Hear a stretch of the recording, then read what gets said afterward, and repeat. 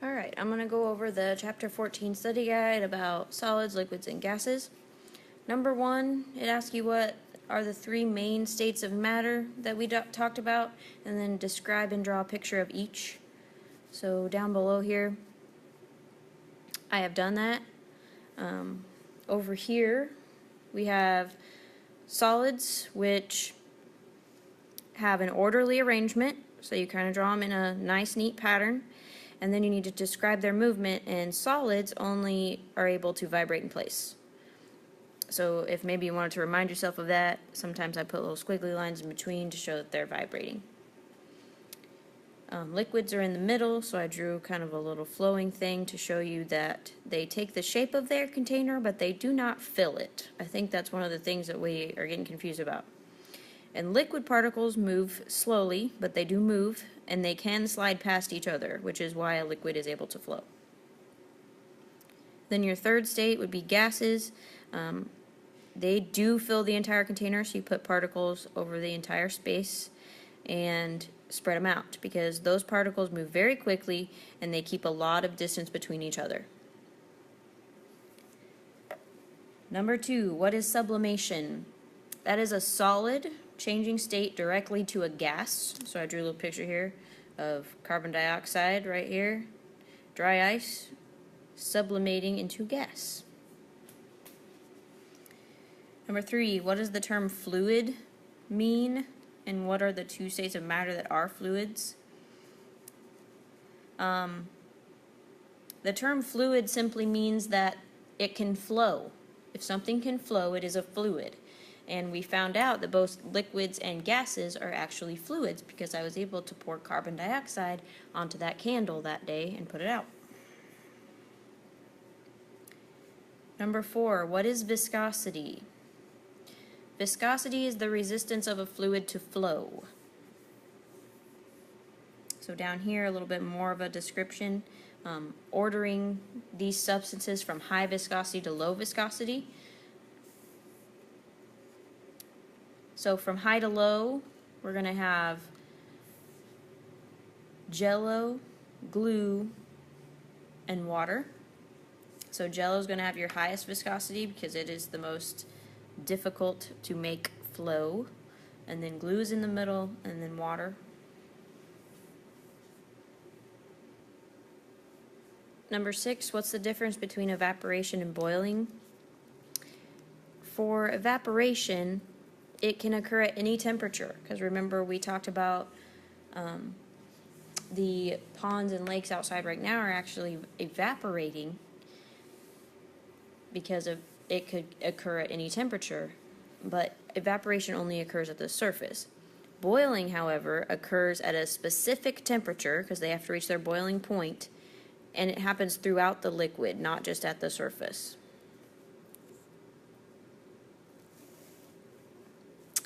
Number 7, summarize kinetic theory. Quick summary, all matter is made of tiny particles, and those particles are constantly in motion.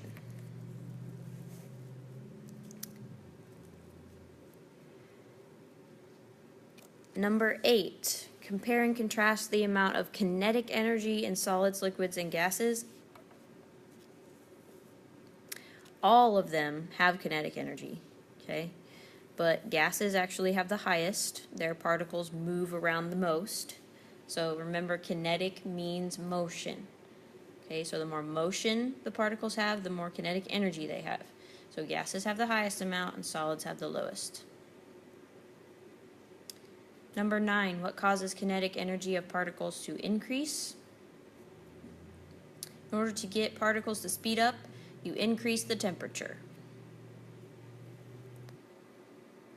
Number 10, fill in the following graph, and on the test you'll need to be able to recreate it if I tell you a substance's boiling and melting points. So all you'll really have to change up from here to the test is actually labeling your temperature axis to show me what the temperatures are where it boils and melts. So I filled in your entire graph here. So at point A, down here at your lowest temperature, of course, water is going to be a solid in the form of ice. And then your phase change happens where it flatlines. So the ice is going to melt going this way, but the liquid is going to freeze going this way down the hill. And then at this line here, we have a liquid phase. And then up here, we have another phase change. So liquid turning to gas, which is evaporation this way. Gas turning to liquid is condensation this way. Number 11, what is plasma and how common is it? Plasma is your highest energy state of matter that we talked about, okay? And it is the most common state of matter in the universe. You need to remember that. Number 12, what tends to happen to objects as their temperature increases? When I talked about this, I had a picture of a sidewalk up on the screen, if you remember. And I asked you why we put little slits within the pieces of concrete. Okay? Because as temperature increases, the kinetic energy of particles increases, which means that you have more movement. And eventually, it causes thermal expansion. Okay? But there is a substance that does not follow this trend. As water is heated, it does not do that. It contracts.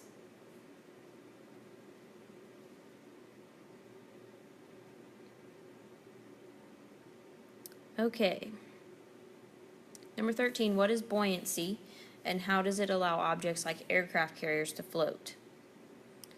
Buoyancy is the ability of a fluid to exert an upward force on an object immersed in it. So how does that allow aircraft carriers to float?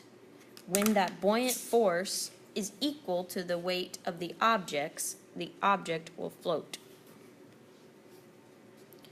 Number 14, summarizing Archimedes' principle.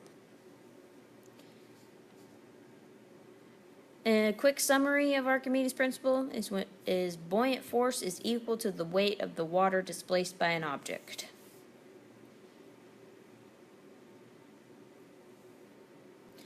Number 15, how do you calculate density and how can you use the density of the water to determine whether an object will float? Well, first of all, you calculate density by taking your mass divided by your volume. And we know that the density of water is 1 gram per centimeter cubed. We did a density lab, okay? And then if your object has a density of less than 1, it is going to float. Okay, so if you do this mass divided by volume, and your density comes out to be less than 1, your object is going to float. Summarizing Pascal's principle and give an example. A summary of the principle is that any pressure applied to a fluid is transmitted throughout that fluid. So an example of that in action would be squeezing a tube of toothpaste. You squeeze the one end and toothpaste comes out the other end because the pressure that you applied was exerted throughout the entire fluid. Another example would be hydraulics. You put a little bit of pressure on a small amount of fluid here and it is exerted the same exact amount on the other side. Number 17, summarizing Bernoulli's principle and providing an example of it. Bernoulli said that increasing the velocity of a fluid decreases the pressure exerted by that fluid. And the example that we had in class was with the funnel and the ping pong ball. So by blowing air through the funnel, I was speeding up those air particles. And remember, gases are fluids. So when I speed up the particles of that fluid, it causes the pressure of that fluid to decrease. So within the funnel, that gas had less pressure than the outside of the funnel. So that pressure outside of the funnel was actually holding the ping pong ball up.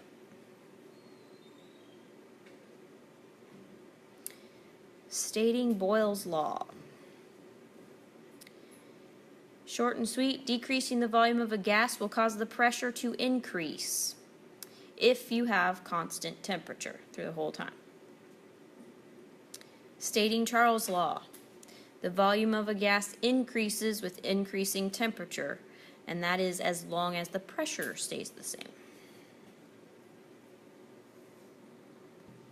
Last question, when the temperature of a gas is increased at constant pressure, what happens to its volume? If temperature goes up, so does volume. Because remember, your particles are speeding up, getting farther and farther apart, and if the particles are farther apart, they're going to take up much more space. And volume is a measurement of the amount of space you're taking up. So if they take up more space, they take up more volume.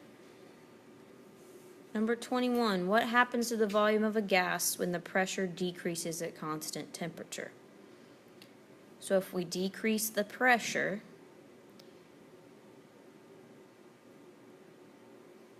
that means that the gases will be able to spread out more and take up more space. And remember that pressure is caused by gas particles striking the sides of the container. If I decrease the amount of pressure, which means my gas particles aren't hitting the sides of the container as often, that has to mean that the volume of the gas has increased. So as pressure goes down, volume goes up, vice versa. Number 22, which of the two gas laws shows an inverse relationship between pressure and volume, and what does the term inverse relationship mean? Boyle's law shows an inverse relationship because an inverse relationship is describing something that if one variable goes up, the other one will respond and go down.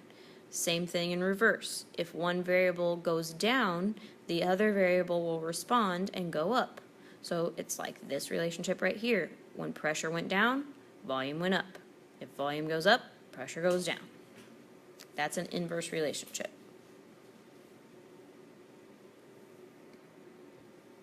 Number 23, which of the two gas laws shows a direct relationship between volume and temperature? And what does direct relationship mean? Charles' law shows a direct because as temperature goes up, so does volume. Or as temperature goes down, so does volume. Whatever one variable does, the other variable does the same thing. That is a direct relationship.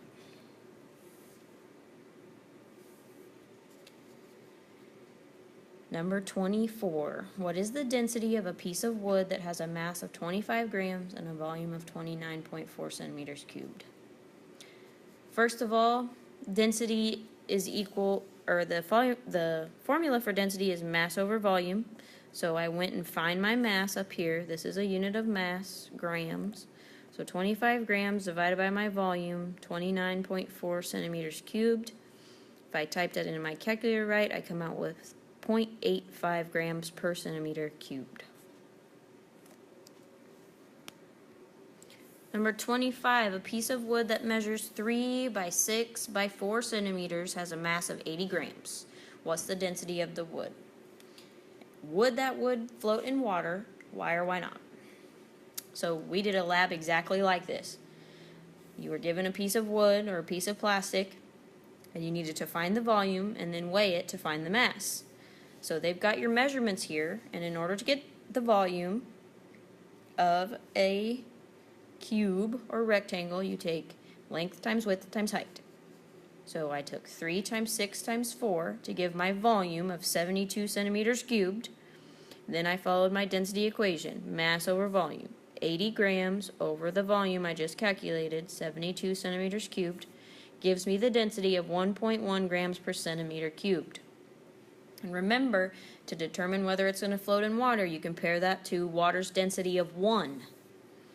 And since this is greater than 1, this will not float because the density is greater than 1.